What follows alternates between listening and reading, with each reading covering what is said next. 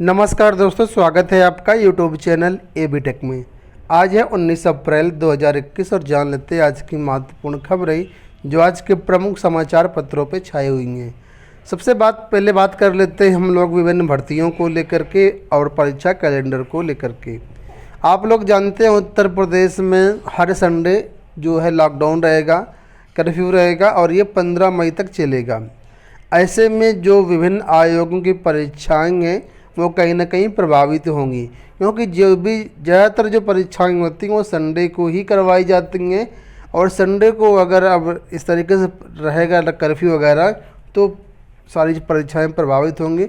उसी के बारे में यहाँ दिया गया कि कोरोना संक्रमण के मद्देनज़र प्रदेश में 15 मई तक हर रविवार को लॉकडाउन घोषित है। दफ्तरों में कर्मचारियों की संख्या आधी कर दी गई है। मौजूदा स्थिति में उत्तर प्रदेश लोक सेवा आयोग का परीक्षा कैलेंडर बिगड़ता नजर आ रहा है। रविवार को लॉकडाउन लगने से परीक्षाएं स्थगित करनी पड़ सकती हैं। कुछ इसी तरह उत्तर प्रदेश उच्चतर शिक्षा सेवा आयोग का भी जो काम है वो प्रभावित होने वाला है। इसके चलते प्राचार्य पद के अभ्यर्थियों का साक्षात्कार व शैक्षिक दस्तावेजों का सत्यापन का काम लंबे समय के लिए टाला जा सकता है। इसके मद्देनज़र जो अभ्यर्थी हैं वो चिंतित हैं। लोक सेवा आयोग द्वारा 17 अप्रैल को परीक्षा होनी थी राजकीय प्रवक्ता डिग्री कॉलेज में स्क्रीनिंग परीक्षा 2020 की, उसको फिलहाल स्थगित कर दिया गया था। वहीं पर 23 मई को प्रधानाचार्य श्रेणी 2 उप प्रधानाचार्य की भी परीक्षाएं होनी हैं। मौजूदा स्थितियों को देखते हुए मई महीने में परीक्षा होने के कोई चांसेस नहीं दिख रहे हैं।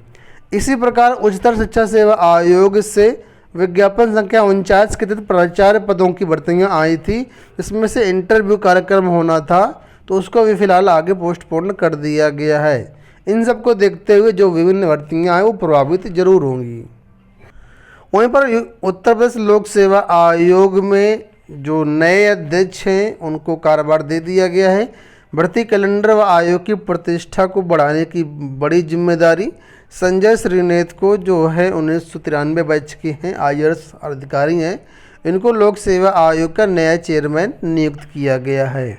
अब देखना होगा किस तरीके से भर्तियों को आगे बढ़ाते हैं, क्या यहाँ पर इनकी भूमिका रहती है। अगली अपडेट रेलवे भर्ती परीक्षाओं को लेकर के लिखा है 29 व 30 अप्रैल को रेलवे परीक्षा स्थगित।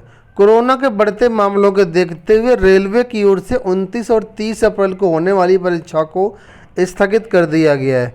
रेलवे अधिकारियों ने बताया कि जीडीईसी कोटे में station master, staff nurse, clerk, junior engineer सहित कई श्रेणियों में परीक्षा लखनऊ सहित उत्तर रेलवे के अन्य जोन में होनी थी। इस बीच कोरोना के बढ़ते संक्रमण को देखते हुए परीक्षार्थियों ने परीक्षा रद्द करने की मांग की थी, जिसके बाद रेलवे ने बड़ा फैसला करते हुए ये 29 और 30 अप्रैल को होने वाली परीक्षा फिलहाल स्थगित कर दिया है। अगली अपडेट है सीबीएसई बोर्ड हाई स्कूल के छात्रों को लेकर के। आप लोग जानते हैं सीबीएसई बोर्ड की हाई स्कूल की परीक्षाएं रद्द कर दी गई हैं और इंटर की परीक्षाएं कोरोना की स्थितियों को देखते हुए करवाई जाएंगी।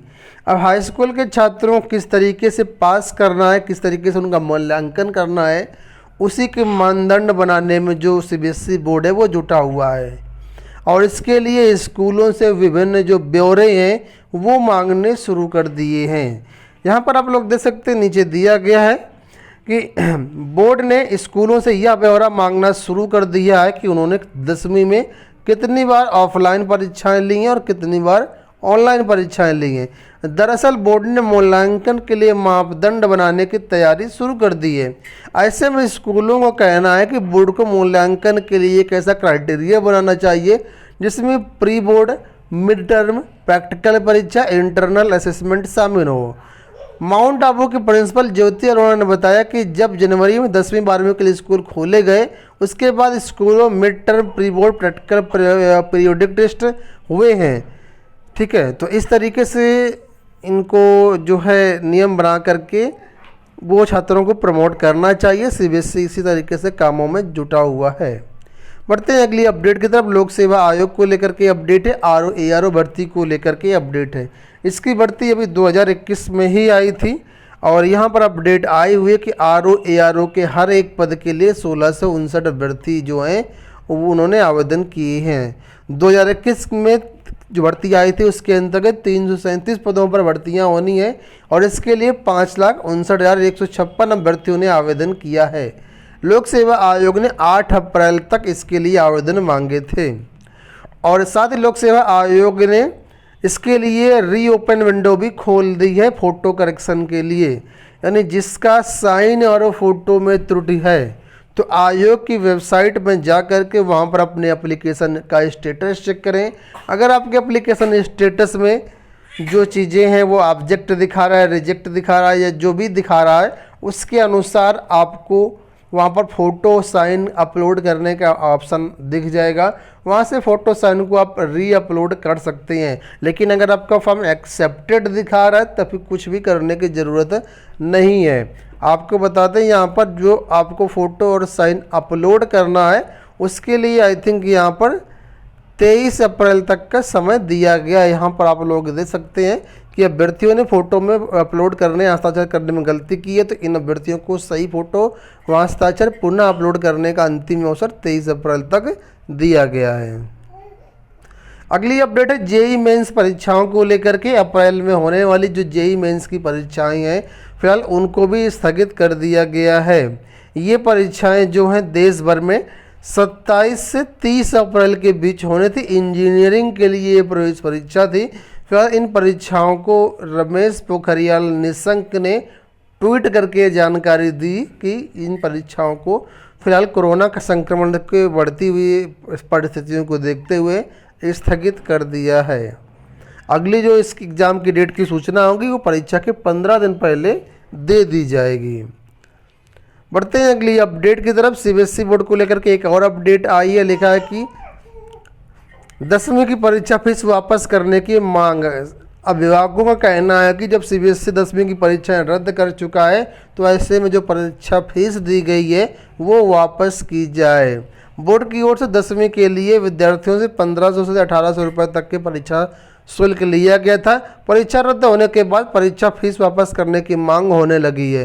कोरोना महामारी के दौर में कई विद्यार्थियों के अभिभावकों ने यह शुल्क काफ़ी कठिनाई से दिया था। वहीं कई विद्यार्थियों का शुल्क ऑल इंडिया पेरेंट्स एसोसिएशन ने एकत्र कर बोर्ड को भी दिया था। तो फिलहाल ये जो परीक्षा शुल्क था वापस करने की मांग सीबीएसई से की जाने लगी है।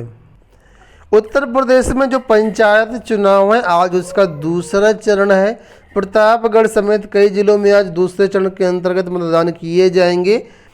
मतदान को लेकर के चुनाव को लेकर के अटेवा की तरफ से एक बयान आया हुआ। अटेवा का कहना है कि जो पंचायत चुनाव उनको फिलहाल स्थगित कर दिया जाए और इसके लिए जो पत्र है वो मुख्यमंत्री और राज्य चुनाव आयोग को भेजा गया है।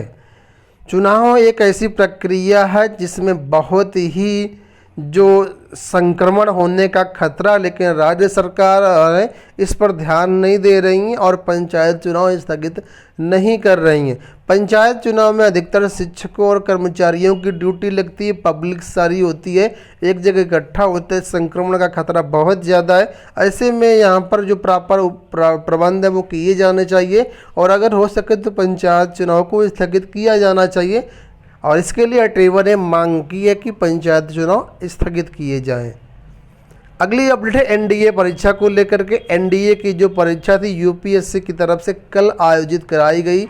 इस परीक्षा में लिखा है कि 67% अभ्यर्थियों ने परीक्षा छोड़ दी थी। सिर्फ 33% अभ्यर्थी परीक्षा में शामिल हुए। प्रयागराज के 88 केंद्रों पर यह परीक्षा हुई थी जिसमें प्रयागराज में 44.5% अभ्यर्थी शामिल हुए थे। तो कोरोना के खौफ के कारण बहुत सारे अभ्यर्थियों ने परीक्षा छोड़ दी। ऑल इंडिया 67% जो अभ्यर्थी हैं वो अनुपस्थित रहे। तो ये हो गई दोस्तों आज की सारी अपडेट्स। आशा करते हैं वीडियो पसंद आया होगा। इस वीडियो में इतना ही। धन्यवाद।